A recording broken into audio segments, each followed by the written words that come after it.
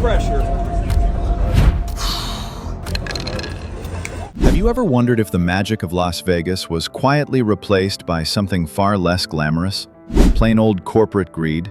Once hailed as the playground of cheap buffets, free drinks, and endless fun, today's Strip feels more like a trap where every coffee, every room, every slice of pizza comes with a hidden sting. And in one jaw-dropping interview, the CEO of MGM Resorts nearly let the truth slip. He almost said the one word that could unravel it all: greedy. Stay with us, because we're about to expose the price gouging secret Vegas doesn't want you to know. The smoking gun, when CEO almost said greed on CNBC. Picture this: a CNBC studio, bright lights, cameras rolling, and Bill Hornbuckle, the CEO of MGM Resorts International, confidently answering questions about Las Vegas. Then, it happened. With millions watching, he stumbled over his words while talking about a $12 Starbucks coffee at the budget-friendly Excalibur Hotel. His tongue slipped just enough to reveal the unspoken truth. He almost admitted it. We got greedy. That single word nearly escaped, and if it had, it would have been the headline across every business page in America. Why does this moment matter so much? Because it's not just about a cup of overpriced coffee. It's about what that coffee represents, the transformation of Las Vegas from a place where average people could afford to live like royalty to a playground reserved for those willing to swallow inflated prices without question. For decades, the city's charm was its value. A $5 steak dinner, a $9.99 buffet, $1 margaritas. Vegas lived off the promise of cheap thrills with world-class entertainment. Hornbuckle's near confession was the crack in the armor, the rare slip where a top executive almost admitted that this tradition has been abandoned for raw profit. Even more revealing was what happened next. The interviewer quickly jumped in, cutting him off before the word greedy could fully leave his lips. That's not just coincidence, it's media damage control. A CEO saying the quiet part out loud on live television would send shockwaves through the stock market, rattle investors, and spark public outrage.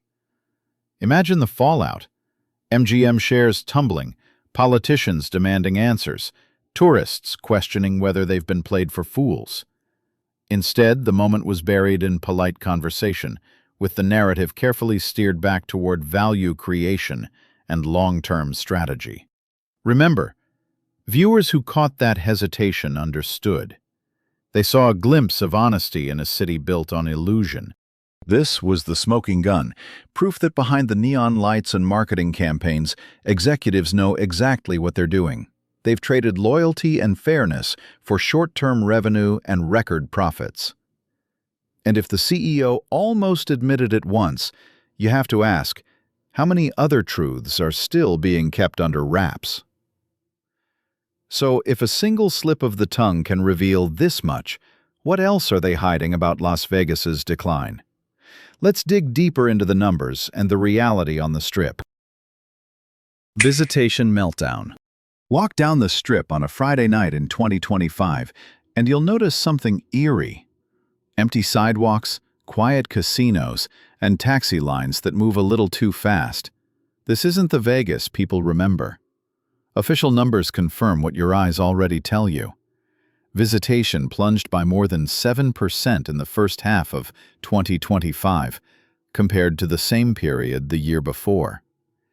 In June and July alone, the city saw double-digit drops, 11% and 12% declines that cut deep into the summer tourist season. For a city that lives and dies by foot traffic, those figures are downright alarming.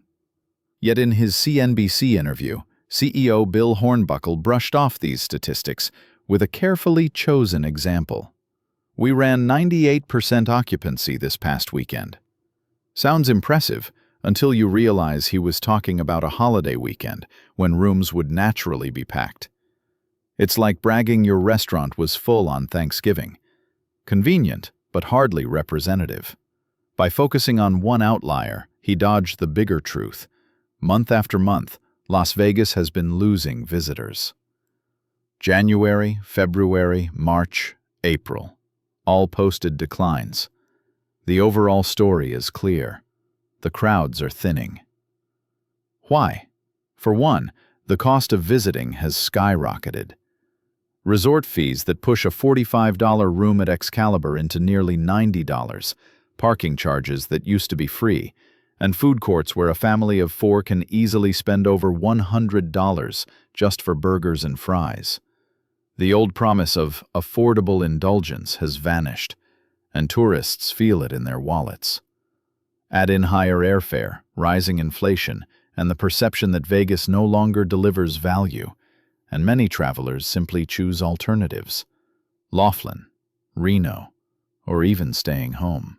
The consequences ripple outward. Fewer visitors mean less business for taxi drivers, small restaurants, and off-strip hotels that can't rely on global conventions or celebrity residencies to fill the gap. Service workers, already stretched by housing costs and stagnant wages, see their hours cut. Investors, meanwhile, hear only the polished version.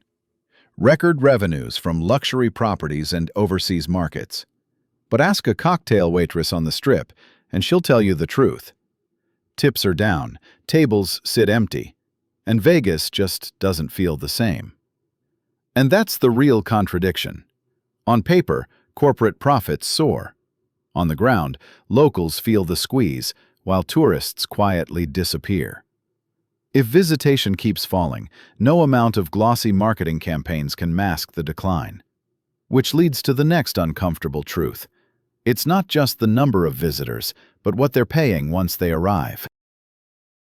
$12, coffee and the price-gouging playbook. Imagine walking into the Excalibur, one of the value properties on the Strip, and starting your morning with a simple coffee.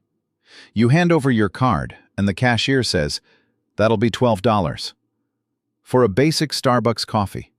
No gold flakes, no celebrity barista, just a coffee that costs less than half of that off the Strip. This single transaction became a symbol of everything wrong with today's Las Vegas. The price-gouging playbook that stretches from hotel rooms to bottled water. Bill Hornbuckle himself used this example in the CNBC interview, nearly admitting that maybe we got greedy. Think about that. A CEO openly acknowledging that charging $12 for coffee at a budget hotel might be crossing a line. And yet, instead of correcting course, the playbook has only deepened. A $45 advertised room turns into nearly $90 after resort fees and taxes. A fast food combo that would cost $8 back home suddenly jumps to $18 in a casino food court. Even bottled water in vending machines often hits $7. It's not about luxury anymore.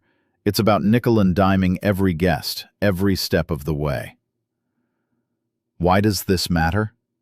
Because value was the soul of Vegas. People came not only for the lights and shows, but because they felt they were getting a deal. Gambling losses were offset by cheap food and freebies. That psychological trick kept tourists coming back. Now, that balance is broken.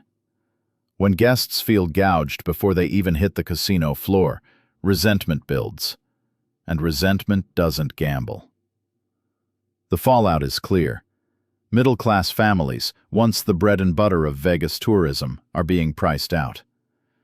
Convention-goers grumble about being overcharged for coffee and snacks. Locals avoid the Strip altogether.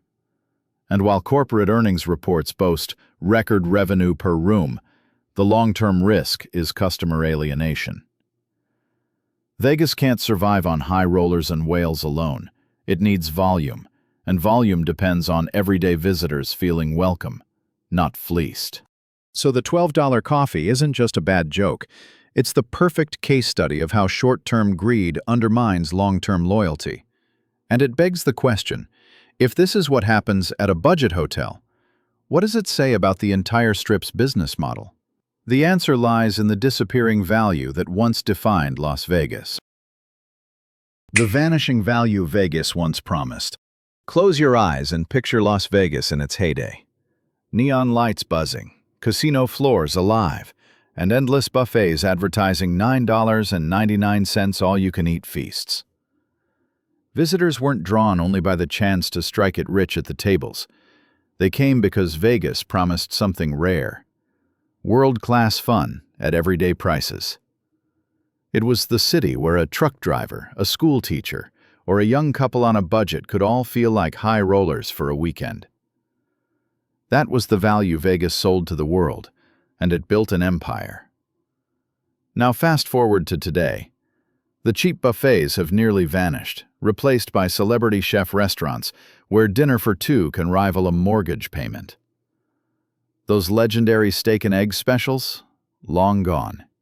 Even the fast food courts, once the safety net for families on a budget, now charge $25 per person for a meal that might be nothing more than pizza and soda. A city once defined by abundance at low cost has turned into a place where every bite feels like a transaction designed to squeeze a little more out of your wallet. Bill Hornbuckle tried to reassure viewers in his CNBC interview by pointing to $33 three-course meals and $5 beers. But anyone who has walked the Strip recently knows those prices belong to another era, or perhaps another planet.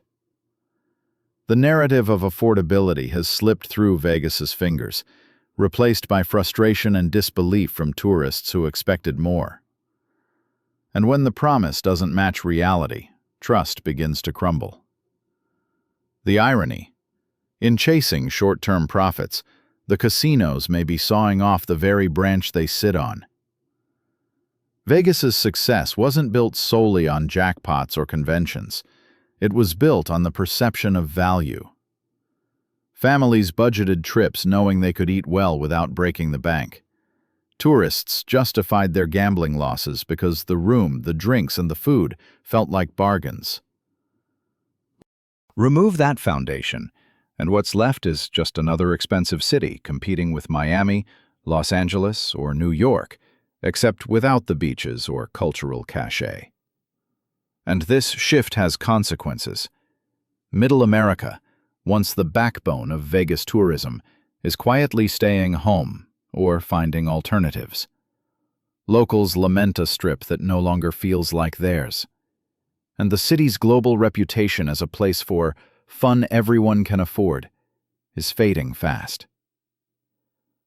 Which raises the bigger question: if Vegas abandons value, what kind of city does it become next? Follow the money. If you really want to understand what's happening in Las Vegas, just follow the money. On CNBC, Bill Hornbuckle didn't hide the fact that MGM Resorts' record profits weren't coming from American tourists on the Strip. Instead, he pointed to Macau, digital gaming, and regional diversification. Translation? The corporation's future isn't tied to your weekend getaway in Vegas. It's tied to foreign markets and luxury gamblers abroad.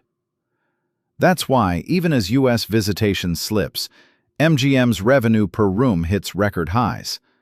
The company no longer needs the school teacher flying in from Ohio or the bachelor party from Canada.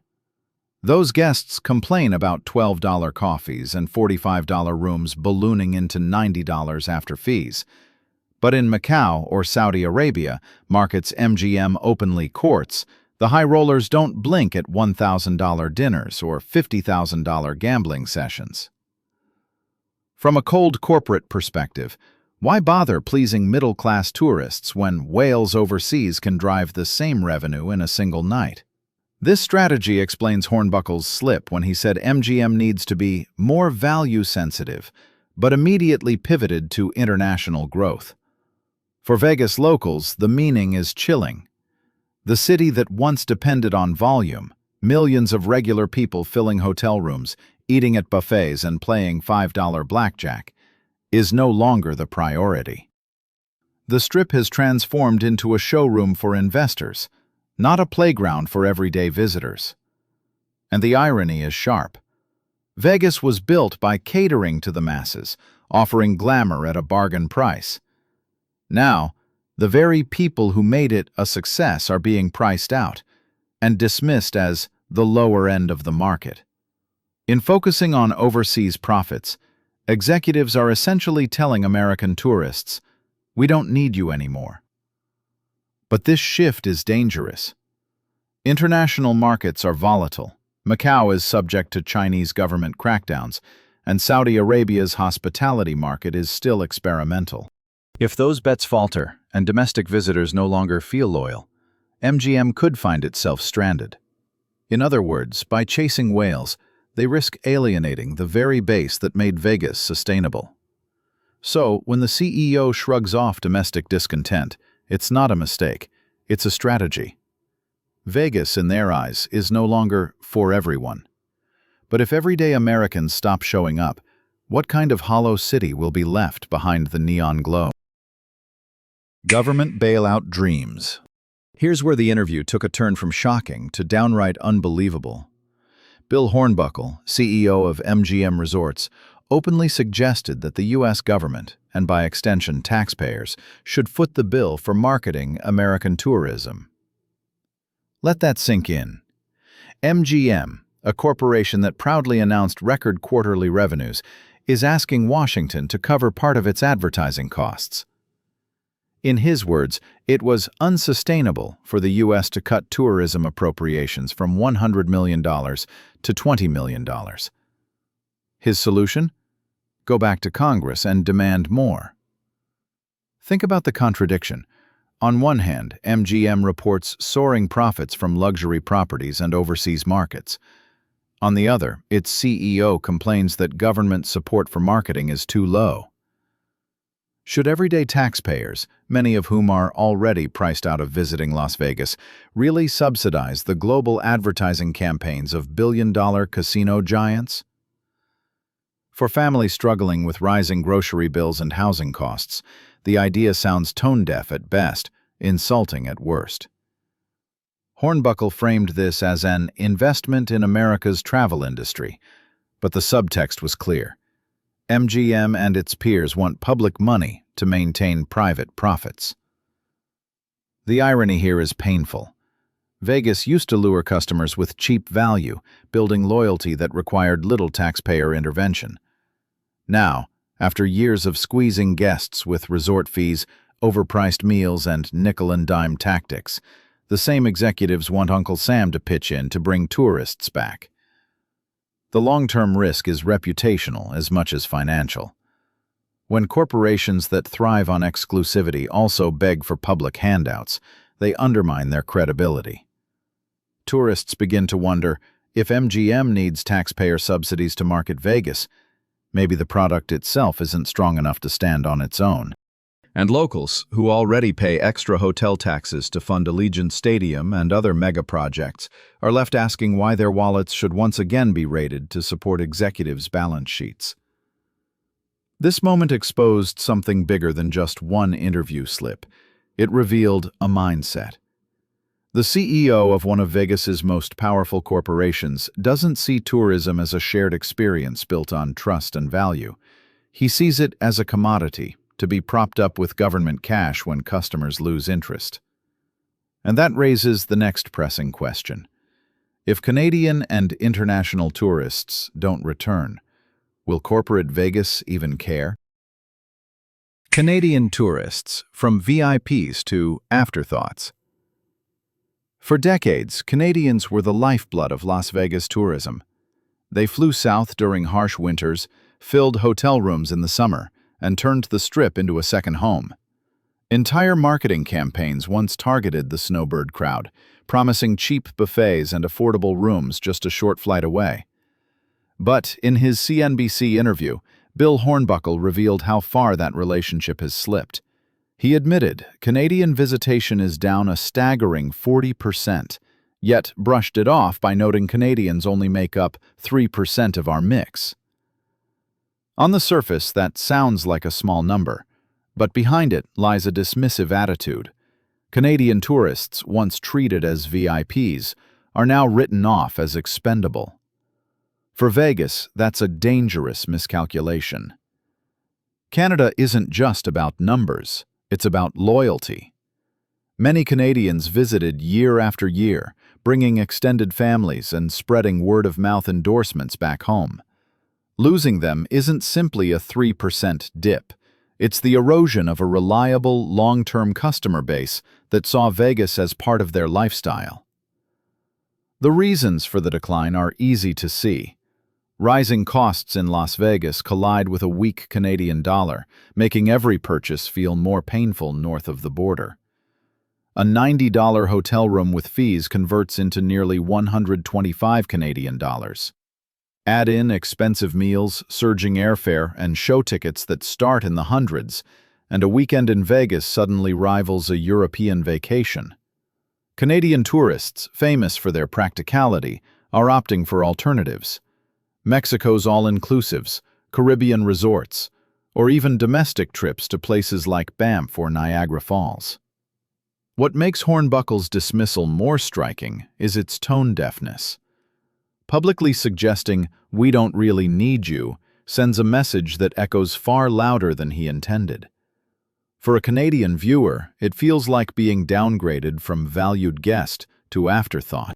In an era where customer loyalty is fragile, those words sting, and they travel quickly across social media. The broader consequence is cultural as much as financial. Vegas always prided itself on being international, a crossroads where Americans, Canadians, Europeans, and Asians mingled under the neon glow. Dismissing one of its most consistent audiences chips away at that image. And it leaves a troubling question hanging in the air. If Canadians, once among Vegas's most faithful visitors, feel unwanted, who might be next? The event economy mirage. When pressed about how Las Vegas plans to bounce back, Bill Hornbuckle leaned heavily on one word: programming. Big-name concerts, championship fights, NFL games at Allegiant Stadium, these, he claimed, would restore the city's momentum. On paper, it sounds convincing. After all, who wouldn't want to see Canelo in the ring or Paul McCartney on stage? But peel back the glitter, and the so-called event economy starts to look more like a mirage than a solution. Here's the reality. Tickets for these spectacles often start in the hundreds and soar into the thousands. Hornbuckle bragged about a 98% occupancy rate tied to such events, but what he didn't mention was the cost. A Paul McCartney ticket can run $3,000, and that's before airfare, hotel fees, and food that can cost a family of four another $300 a day. The math is brutal. For middle-class visitors, the Vegas dream is no longer accessible. It's gated behind velvet ropes and platinum credit cards. Worse, building an economy around mega events creates volatility. Stadiums and arenas can pack rooms for a weekend, but what happens the other 40 weeks of the year? Casino floors sit quieter, restaurants scramble for customers, and staff face unpredictable hours. An over-reliance on sporadic spikes in demand makes the city's recovery look strong in quarterly reports, but hollow in everyday life. There's also the psychological cost. Vegas was once marketed as the place where anyone could find excitement, no matter their budget. Now, the message feels inverted. If you can't afford $1,000 tickets, you're not the audience Vegas wants. That shift alienates the very masses who built the city's reputation. Instead of volume tourism, executives are betting on exclusivity, an unsteady gamble that could backfire if international high rollers or mega events don't deliver as promised. The irony is that these events, while flashy, deepen the very price-gouging perception hurting Vegas. Hotel rates spike, fees climb, and locals grumble about subsidizing stadiums through hotel taxes they may never benefit from. The result is a city chasing prestige while eroding trust. So yes, programming might fill hotel rooms on select weekends, but it doesn't rebuild the soul of Las Vegas. If everyday tourists can't afford to participate, then the Strip becomes little more than a showcase for the elite. Which leaves us with one final reckoning. What happens to a city when greed overtakes the very spirit that once defined it? The long-term consequence. Every great empire crumbles, not because of enemies at the gates, but because of decay within. Las Vegas is no different. The glittering strip, once a symbol of accessible dreams, now teeters under the weight of corporate greed. From $12 coffees to $3,000 concert tickets, the message to ordinary visitors is loud and clear. If you can't afford it, this city isn't for you anymore. That shift is more than an inconvenience. It's a betrayal of the very foundation that built Las Vegas. The long-term consequence is simple yet devastating: erosion of loyalty. For decades, Vegas thrived because regular people kept coming back. They planned bachelor parties, anniversaries, family trips, because they knew they could stretch their dollars while living like kings for a weekend. Today, those same families are calculating costs and deciding the Strip is no longer worth it. Once lost, that trust is nearly impossible to regain. Economically, the model is unsustainable.